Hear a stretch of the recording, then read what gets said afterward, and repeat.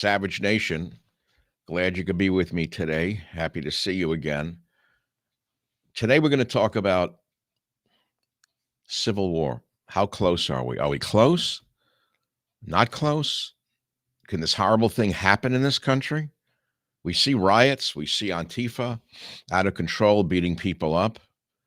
We still have a strong central government in Trump. We are worried, though. We're all worried. Now, I'm not just going to talk about this today because it's a Friday afternoon right now, and I had a choice before me. I may be with you for a short period of time. I may be with you a long period of time. First, I was going to look back upon my 2013 book, Stop the Coming Civil War.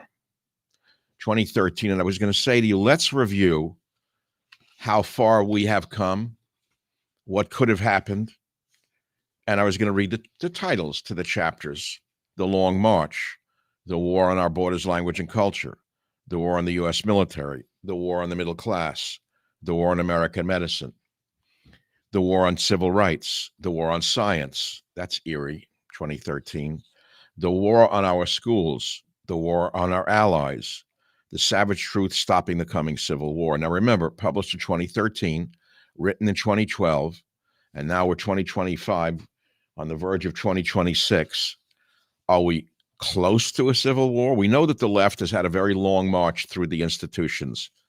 First, they targeted the schools and they took them over.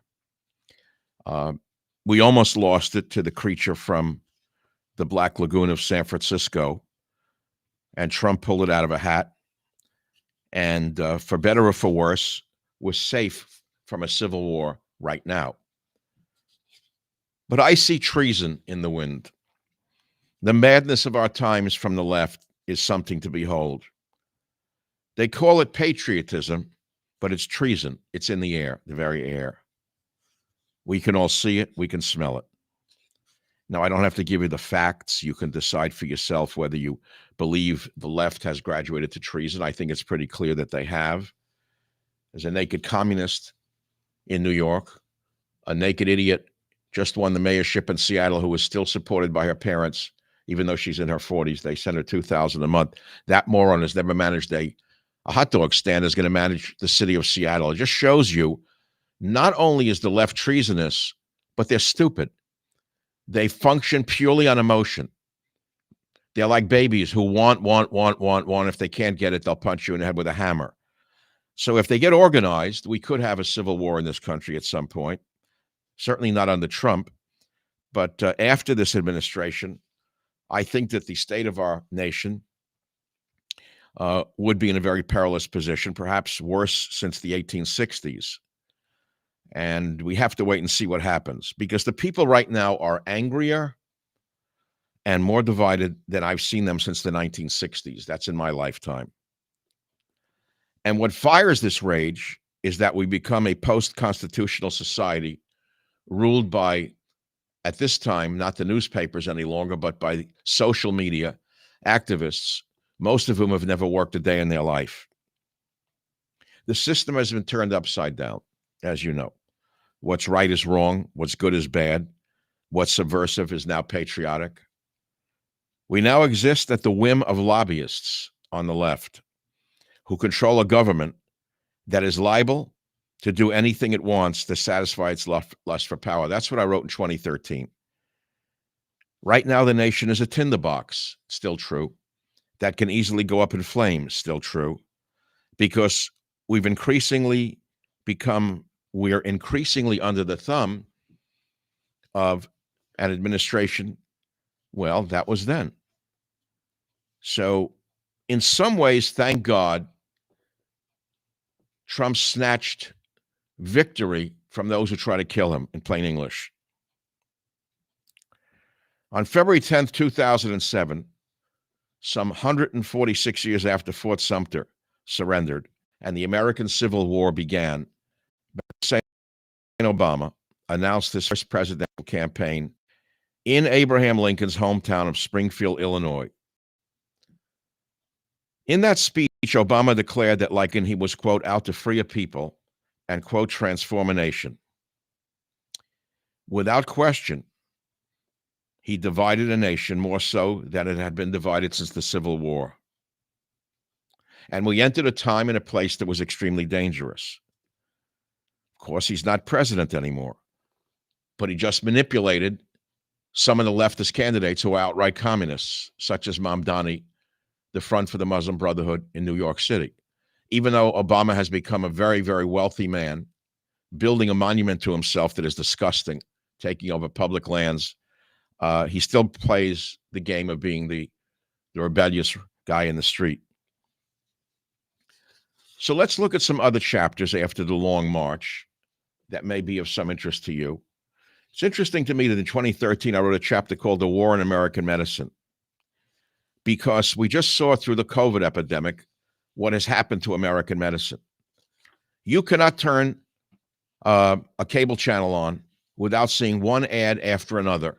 I'm actually astonished by it, for illnesses, diseases, and insurance companies. Why is this happening? Why are there so many ads telling you which insurance company to sign up with? Why? Did the Unaffordable Care Act of Obama forever change the way medicine is practiced in America? You betcha. And in the most devastating ways you can imagine. And so the healthcare situation in America has gotten very, very bad. We're borderline third world medicine in the country right now. When you have 20 to 30 million illegal aliens who are basically parasites on our society, just step into an emergency room. If you don't like my words, just step into an emergency room and see what goes on in there. You'll see what's going on in there. Now, remember, I tried to stop the coming Civil War. I wasn't alone in it. But the book ended with stopping the coming Civil War. I quoted Ronald Reagan at the beginning of that last chapter. We will preserve for our children this, the last best hope of man on earth, or we will sentence them to take the first step into 1,000 years of darkness. Boy, is that ever true. We're on the verge of stepping into 1,000 years of darkness if this trend toward communism metastasizes any further in this nation. I wrote about the world liberal revolution in this book from 2013. Some of it may be worth my reading to you. I called it a world liberal revolution, where I said the forces of the left are attempting nothing less than a socialist takeover of the world economy and global politics. Amen. This world liberal revolution is what the tens of millions of conservative, law-abiding Americans are fighting against, often without even knowing it. That's why Trump won. Many of us knew this. We sensed he was the only chance we had. And I said, we are the equivalent of the anti-communists who fought Stalin. The conservatives in our country, those who still believe in the family, in personal and religious freedom, in the Constitution of the United States, who are standing up to an increasingly overbearing federal government, still true. We are the new resistance. Everything is at stake. Unless this power grab is arrested, we will all become serfs to the New World Order. In the Soviet Union, you see, if a person did not comply with the dictates and policies of the Communist Party, at first they were ignored. That meant that any reference to them disappeared from the Soviet newspaper Pravda. I, Michael Savage, am the most famous media personality in the history of the San Francisco Bay Area, bar none. Starting with a local radio show 30 years before this, I became famous for my writings and my radio show. It was then syndicated nationally, carried by more than 300 radio stations. And yet, in the San Francisco Bay Area, I was completely ignored because Pelosi has used the newspapers as a mimeograph machine. From the time she has seized power, her and the machine control the newspapers. And like in the Soviet Union, they make people like myself non-existent. We don't exist. So I live in a liberal gulag, a gulag in which the only things that are permitted to be talked about are actors, singers, sports figures, degenerates, anti-Americans, occupiers, and Democrats. These are the only heroes the American media, especially in the sick San Francisco area, will talk about.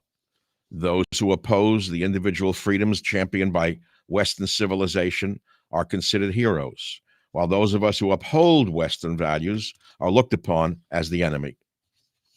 And I said this, unless the liberal revolution is stopped and turned back, there will be a civil war in the United States, which is more than likely to be crushed for sure. And I asked you, how serious has the situation become? Remember, the Tea Party was functional at that time that this book was written. Long forgotten. No longer is there a Tea Party. Now there is a MAGA movement that is fractured. It is fractured, and we all know it. And I don't want to go into that today because I've done this before. This morning, I did a wonderful show that I recommend you watch. If you haven't seen it, watch it over the weekend. That was entitled White Male Inventions. It's one of my best. Now, I've done this over the years in different forms, going back to the 90s. I first published White Male Inventions on December 15th, 1999. And I modified it over the years. It's still true. This time I changed it and added to it discussions of which human culture is the most advanced. And I included ancient Egypt, ancient Greece, ancient Rome, ancient China, Mesopotamian civilizations, Mayan civilization, Indian civilization. I wanted to refresh and update White Male Inventions. And then I concluded that broadcast, which I really think should win prizes around the world for how good it is. I discussed what is the oldest known civilization and did they make any great contributions to science? Talked about the Sumerian civilization of the Middle East that lasted for 3,000 years, by the way. It's an incredible piece, which I concluded with a poem by Rudyard Kipling. I highly recommend you watch my broadcast from this morning entitled White Male Inventions. And I ask you to share it with 10 people in your family. I think it's so important. And that's all I want to say about politics right now. I think on a Friday afternoon, enough is enough. I want to talk about other stuff, and I want to read some stuff from my book, A Savage Life, tell you some childhood family stories. Maybe I'll tell you about Fat Al's tuna. Maybe I'll tell you about, let's see, what stories do you really love? You loved Fat Al's tuna. Many of you refer to it to this day.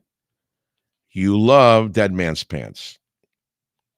You don't remember the other stories, Louie and his Crazed Monkey, Sam the Butcher, and working this, Woodchuck Bill, Happy and Sad Cufflinks, Tough High School Geometry Teacher, 2 fingers on his right hand were missing. 2 fingers were left. The Fly in the Tuna is a good one. The Electric Blue Saddle Stitched Pants is a good one. When Pasta Was Spaghetti is a fun one. And actually not even in the mood to read any of those to you right now. I was going to do it. I wanted to have some fun this afternoon. But, you know, there's something going on in society that's almost comedic. All the rich people want to pretend they were poor, while I was poor and never wanted to be poor. There was no pleasure in being poor. I don't mean poor in the streets. We weren't. But we were poor by today's standards. And you see guys like Gavin Newsom trying to pretend that he lived on macaroni and cheese and TV dinners. Why is it that all of these elite aristocratic types in their own mind, who never really suffered or worried about a dime, are making believe that they came from poverty? What is that about? Is that because the trend is now to make believe you're down with the socialists, to wear a work shirt and then say, you're cool, I'm cool, we're all cool together? I really was poor, and it wasn't fun. At my recent birthday party, I wrote in my book, I really was poor. My son got up to give a little speech about his dad, and he mentioned something intriguing. Here's what he said. When my dad told me that he was so poor when he was young that he actually wore a dead man's pants, I thought he was just exaggerating, as I often think he does. But tonight before the party, he showed me childhood pictures that were just sent to him from relatives for this book. I was astounded to see he actually was wearing pants, hand-me-downs, 5 times too large, cut off at the knee. I couldn't believe his family was actually that poor. That was my son. Can you believe this? Well, that's the end of that quote. In reviewing the photographs in this book, A Savage Life. In reviewing photographs of this book, you will see that exact picture. Me standing beneath my aunt, straddled by my sister and my cousin, wearing dead man's pants. Every word that you read in this book is as true as that photograph. In going through, well, I don't want to read any more of that. I'll just show you the picture because we're on video right now. I'm not quite sure where I'm going to go with you today. I'm in a strange mood. It's dark very early. Here's the dead man's pants picture if you think I'm making it up. Let's see. Hold on. See the kid over here? See the kid with the ant? Not the weightlifter kid. That one. That's me with the cut down pants. Oh my God. There's me at 15 flexing my muscles, trying to be a tough kid, getting my ass kicked every time I did. But I tried hard. I worked out all the time. I was an avid bodybuilder. I still am an avid vitamin taker. There's a picture from my high school yearbook, Rifle Squad, GO representative, chemistry lab squad, honor roll, honor guard. I loved chemistry. Here is me on the rifle team. I have to keep telling you this. I have to show you the rifle team picture. Oh, hold on. That's me on the top with the arrow. And we're holding the Mossberg rifles. Jamaica High School, championship rifle team before kids went crazy on meds. I've told you the story before. The guys who were in charge of the rifle team were all Korean or World War II vets. Nice guys, tough as nails. And there was an admission test. No psychiatrist, no shrinks. You had to go before this guy, and he decided whether you'd be on the rifle team. And he looked you in the eye, and he asked you some questions. If you didn't pass, he said, get the hell out of here. You're not on the team. If you saw with a tinge of a nut, anything off, you were not on that rifle team. So nobody ever shot themselves, thank God. No one ran through the hallway screaming and shot anybody because there were no meds. No kids took medication in those days. I'm talking about the mid-50s and the late 50s when America was still wholesome and great and wonderful. Phenomenal country. Nobody shot themselves. Nobody shot anybody in the hallways. Your mother could go out to the store at 10 o'clock at night and walk and get a loaf of bread or a milk. You can't anymore. So just you look back, it's a different world. I realize I'm an old guy, whatever. I don't feel old. I don't know. I just don't feel old, but I'm from another century, another world. And my world doesn't exist anymore. And yet here I am with you today with the marvels of the internet, the marvels of modern technology. When people complain about the internet and they say, oh, it's horrible, it's, puts out poison. I say, yeah, but it also puts out stuff that you can't imagine X number of years ago. I can go before you anytime I want in my own home studio, as I am doing now, and reach many people, tens of thousands of people in my case, and speak with you and get your commentary. Do you realize how miraculous that is? I don't have to go to a radio or TV station to do this show, and I can talk with you and put out my ideas. You don't ever have to be lonely with the internet if you know how to use it. Now, it's true that empty people like the Kardashians, who have destroyed civilization, if there was an award for the worst people on the planet, it would be the Kardashians. They've done more to retrograde civilization than any other people on the planet, in my opinion.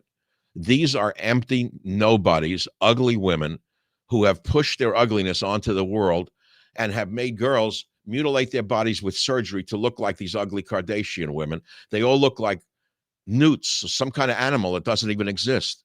So I call it a Kardashian face. Their eyes don't look like human faces. Their nose don't look like human noses.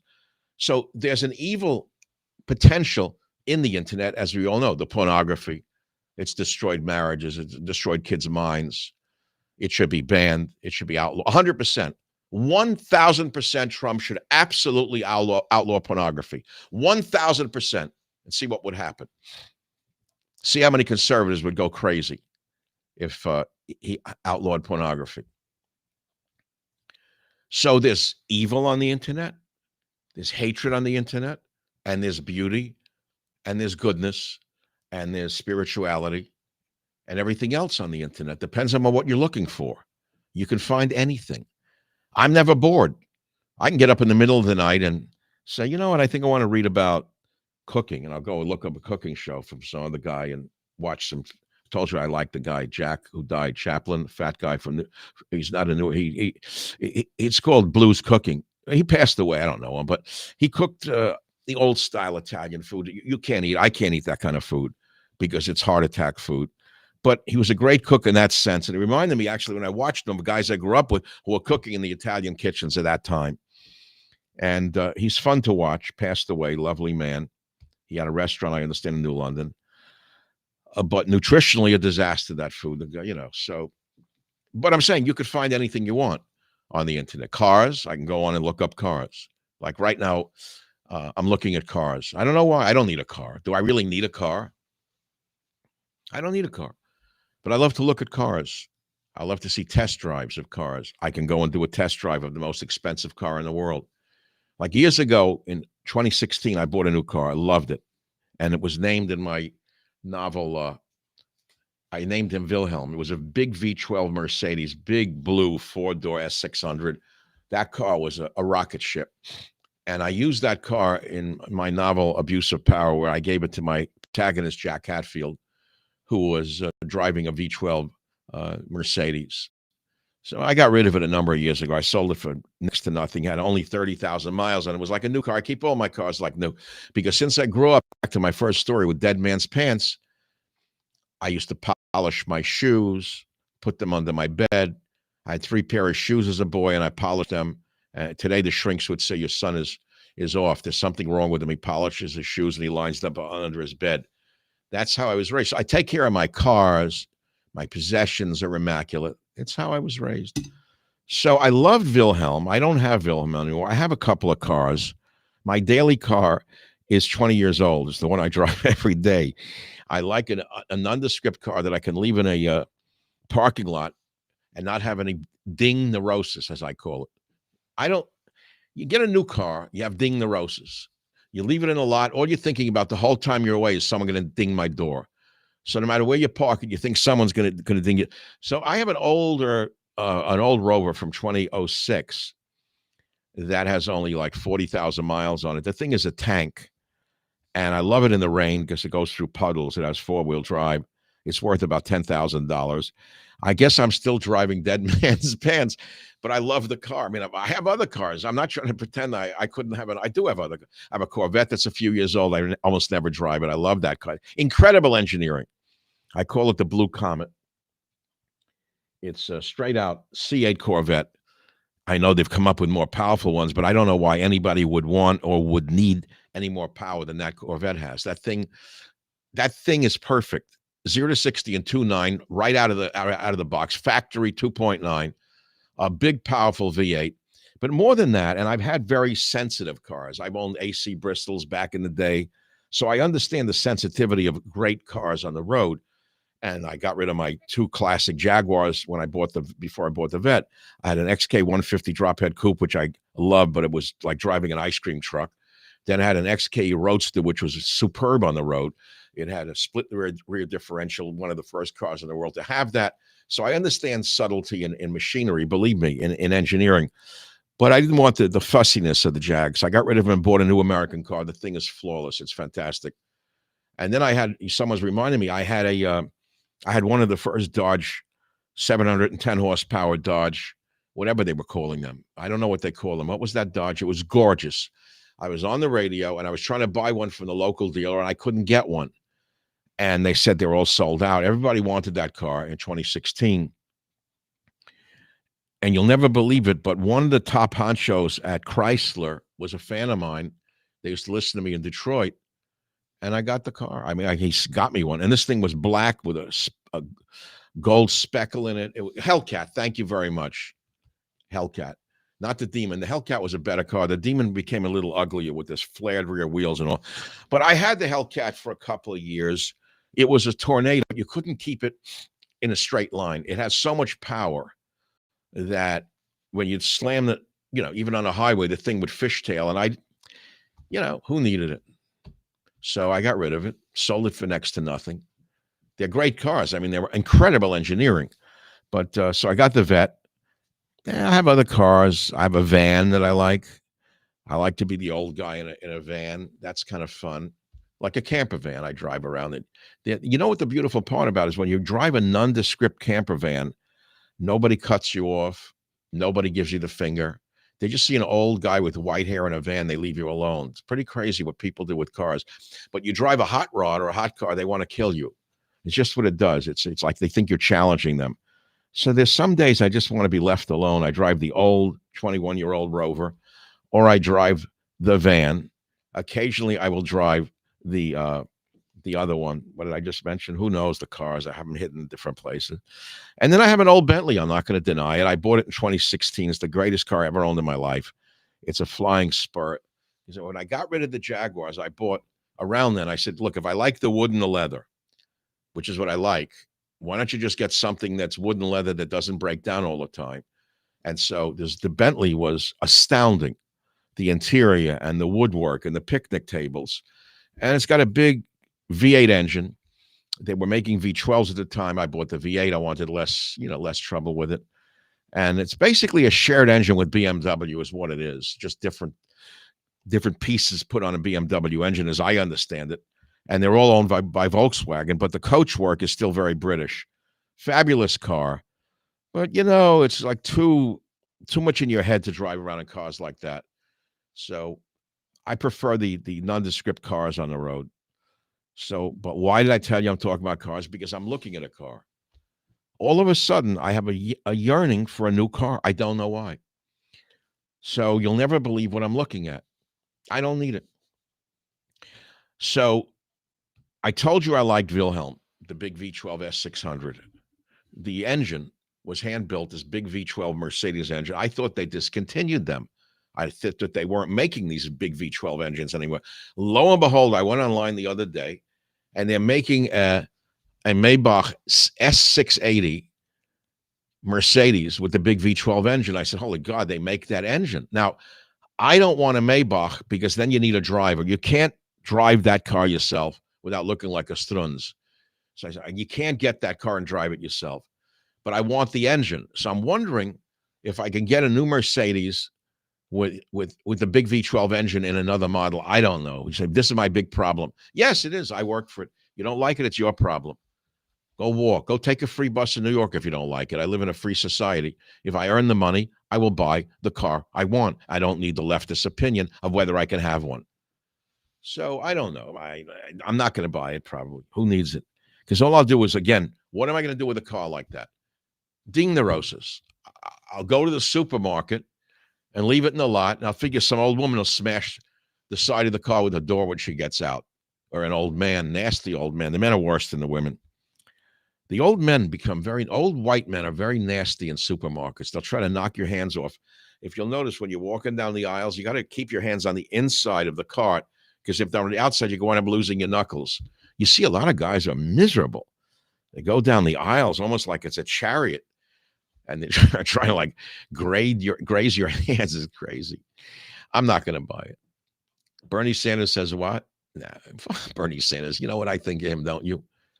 I can't say it on a broadcast like this. He is the most vile type of human being that ever existed. The worst kind of man God ever created is Bernie Sanders. Well, that's about it for today.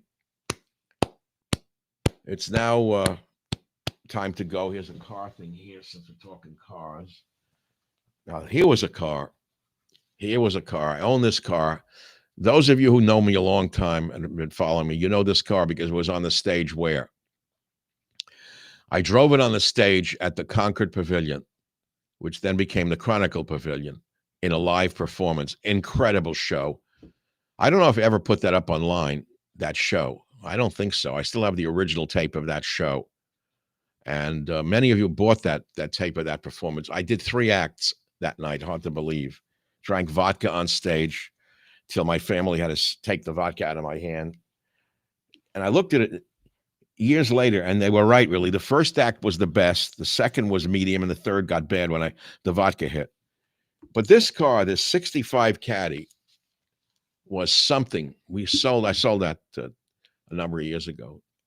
And my friend Left Coast Classics made a book. He made a book of all the cars they ever sold.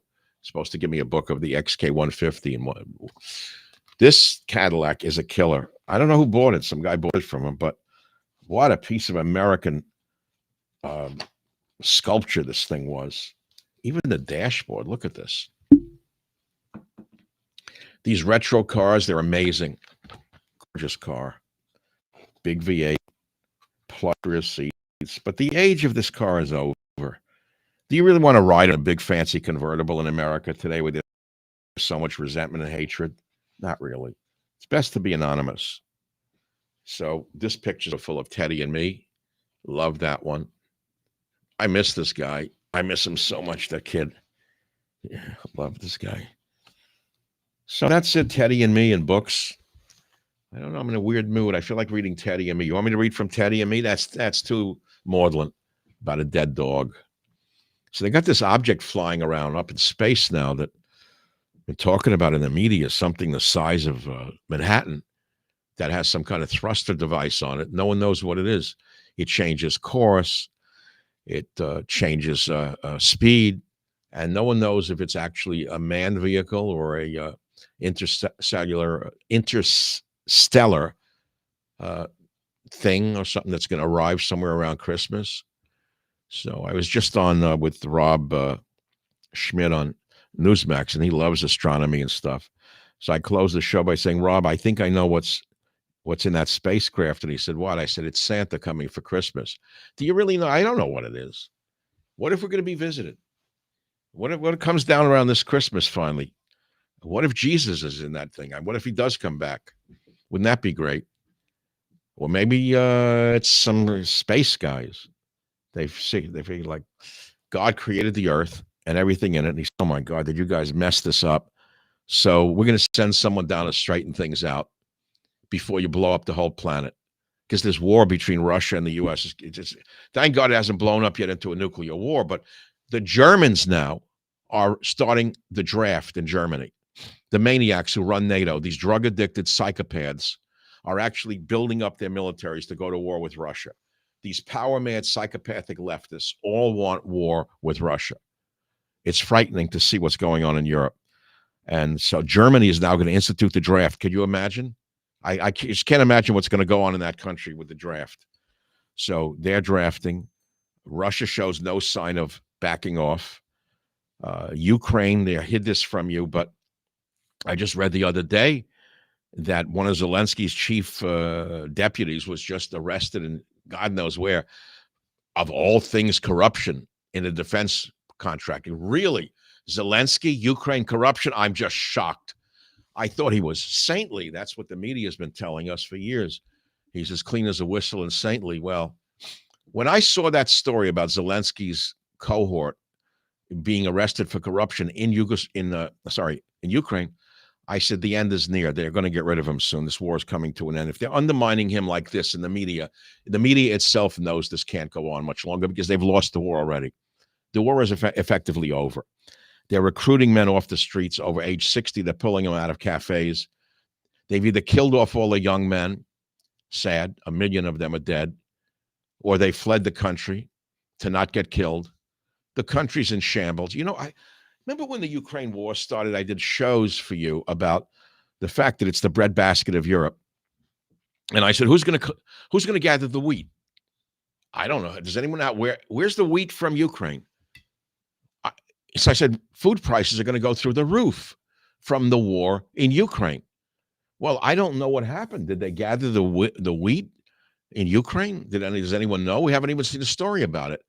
How could they gather wheat in Ukraine if the land is littered with shrapnel and toxic chemicals? Oh, I don't know, man.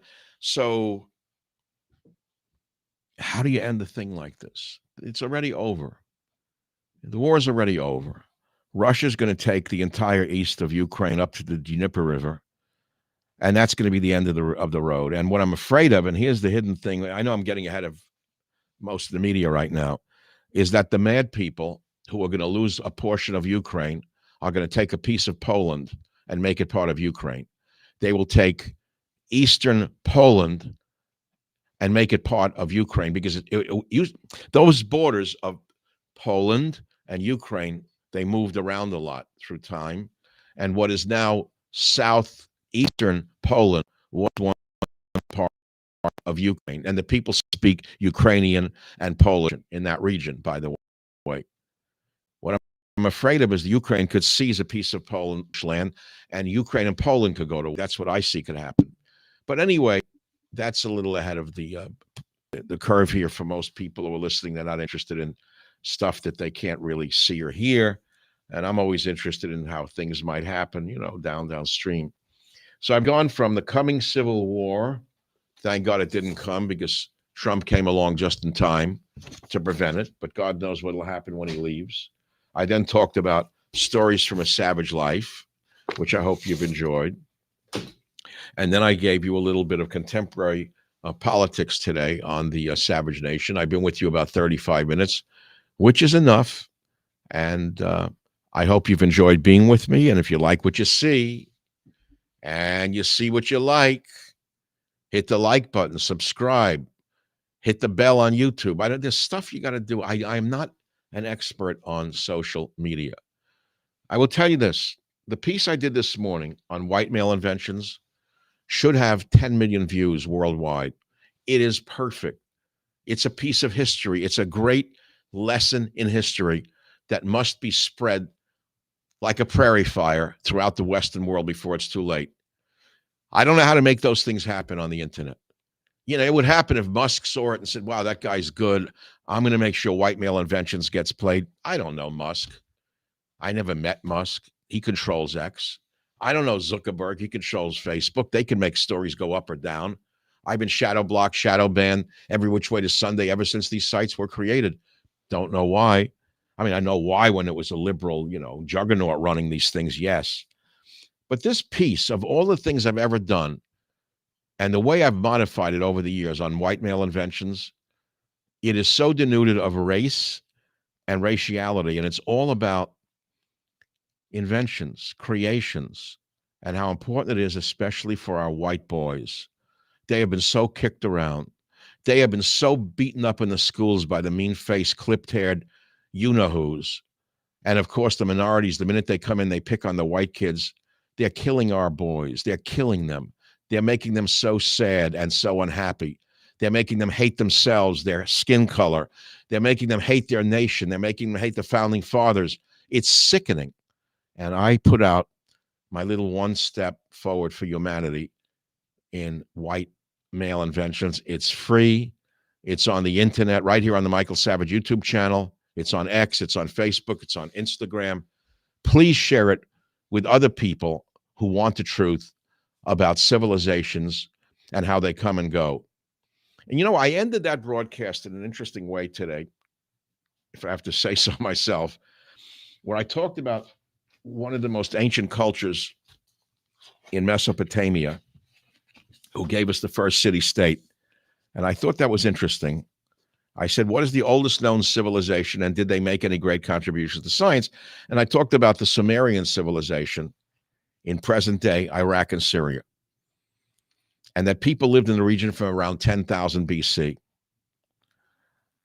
And I concluded by talking about not only what they gave the world, potter's wheel, cuneiform writing, the plow, the sailboat, meaning the square sail, the rudimentary maps, the hexadecimal system, but they gave us perhaps the most important advancement, the urban lifestyle brought by the formation of city-states. Now, people had lived in villages before that, but the actual development of a city-state in Uruk is known as the first real city-state.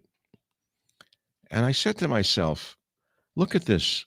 They set in place an urban center with its own system of government, firmly set in place by 4000 BC, and where groups of people could dedicate their time entirely towards something else than gathering, growing, hunting foodstuff, which led to the formation of a culture that spanned millennia.